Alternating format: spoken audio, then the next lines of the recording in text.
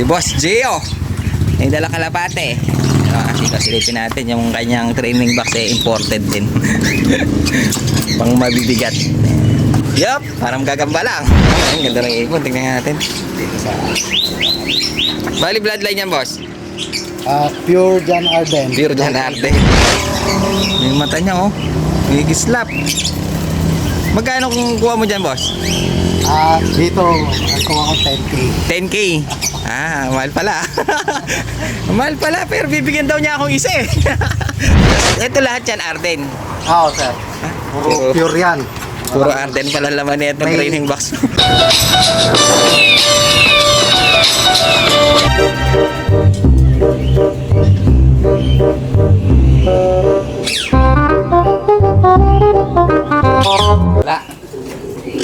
Walang eye sign.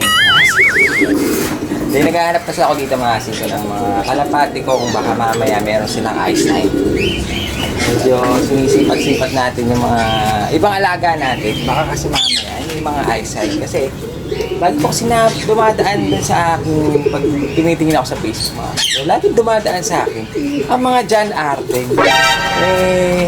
Gusto ko talaga magka-John Arden ha. Kasi dahil nga bukod sa maganda kulay, black check, mga ganun. Tapos may mga blue check, white flight, mga sito na John Arden. Bukod sa mga maganda kulay nila, magagaling sila pang long distance. Tapos ang maganda dyan, yung eye sign. Dahil sobrang kakaiba lahat ng mga mata ng John Arden. Meron naman John Arden na walang eye sign, pero halos lahat, ang markings talaga niya napakaganda ng mga eye sign nila. May mga silver eye, may golden eye, may green eye. Hasin ko kaya nagbabaka sakali meron tayo dito John Arden. Kaso parang wala. Yung mata nung atin mukhang pang native. Matang native Matang lawin. Ganun talaga. Kasi maasin ko ang John Arden sobrang taas ng presyo, napakamahal.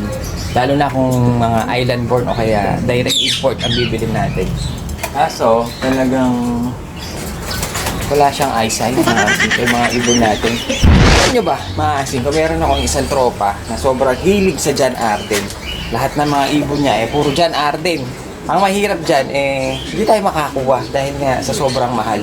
Dahil ang alam ko mga direct import ng mga John Arden niya, mga imported, talagang purong John Arden. Tapos pinasesin.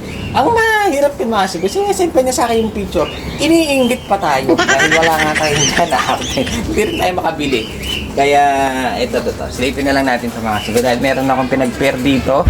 Blue check na walang eye sign. Ayan, nakita nyo, walang eye sign yan.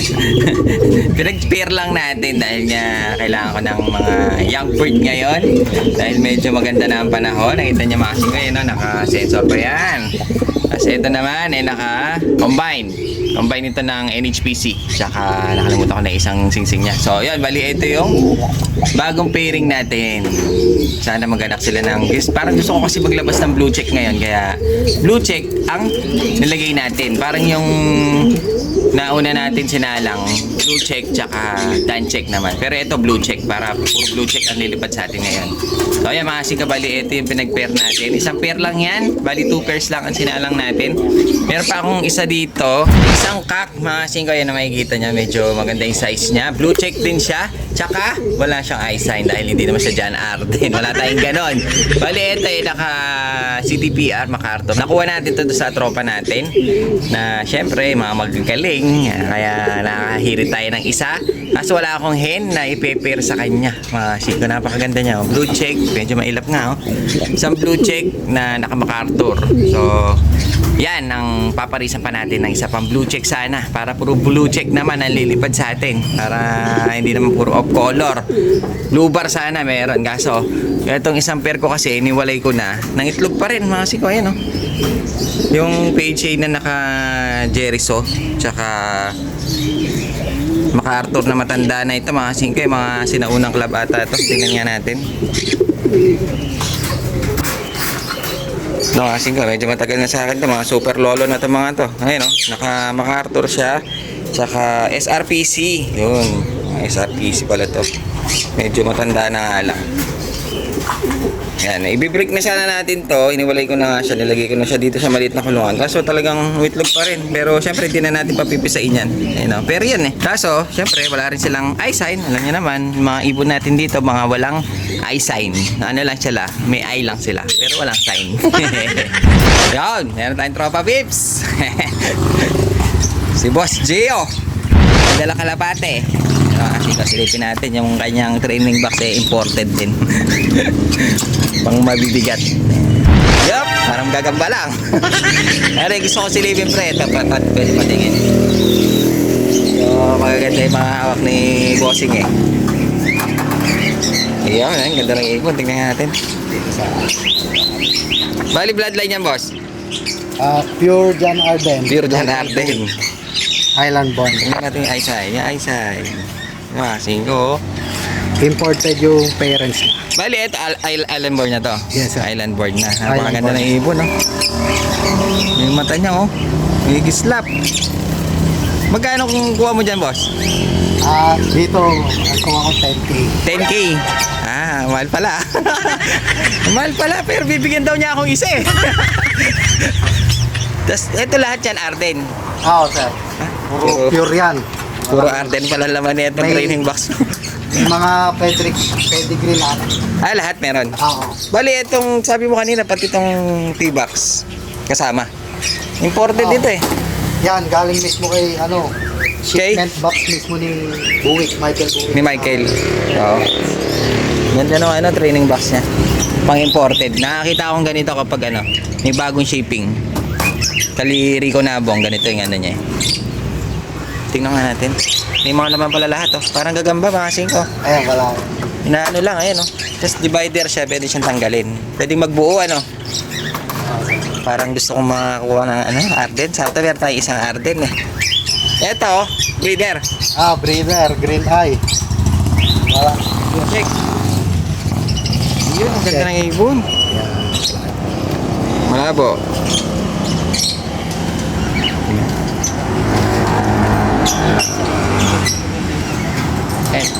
Yun, ang ganda ng mata. Arden na Arden. Kaso, yan magkano presyo niyan? Eto, galon din yung kuha ko dito. 10K din. Wala pa, mura-mura dito. Pero ito, meron kasi ako inaagitan sa kanya ito. Tingnan natin yung hen. Bali hen kasi kailangan ko ng hen. Ito yung pinakita lang sa atin yung breeder. Mga 5 bali. Maganda yung breeder kaso di natin kaya yung presyo. Baka dito medyo makabawi. Alte, green eye. Ito naman yung hen na green eye. Bakit tinatapat sa araw? Mas, kasi sir, lumalabas yung talagang nila. Nakikita Pag tinatapat. mo talaga yung eyesight nila. Ganda ng ibon. Bali hen siya. Ayun, mas lumalabas nga siya. Oh. Kitang-kita mo yung eyesight niya. Kaso malabo yung camera natin Japik eh. Bali ito, dalawang young bird pa. Young bird. Hindi na natin sisilipin mga 5 dahil may type ako dito. Pipili na lang tayo para suspense. Pero ito, pag nag-iisipan ko pa dahil medyo mahal ang presyo eh. Pero sana, mautang. Eto, black check. Ito, totoo. Pakita na rin natin yung young bird niya. Dahil, ito, bata pa ito, Bata pa. Ilan taon na? Ilan buwan? 2 months. 2 months mga 5 pero tignan nyo, may mga Mag-umpisa eyesight pa na. lang Kaso lumalabo yung camera natin, ayaw yata sa mainit. Mag-umpisa pa lang lumabas yung eyesight. Ayan mga 5, maganda nga. Young bird pa lang, parang meron na. Sa tingin mo sir, anong kulay ay lalabas yan? Sa mata? To, sir, pwedeng gold or green eye to. Green eye or gold? Ang parents yan, green. Yung parents, yung tatay niya, gold. Tapos yung nanay niya, green. Pwede. Maganda. 5. Ang gusto ko dito, hen. Mukhang hen din siya. Maliit eh. Pero meron na siya, lumalabas na. Ito pala yung pioneer, si Kuya. Si Airpods. Tatawad lang tayo eh. Hindi binibigyan ako ng anak mo Kuya eh. Tumatanggi lang ako eh.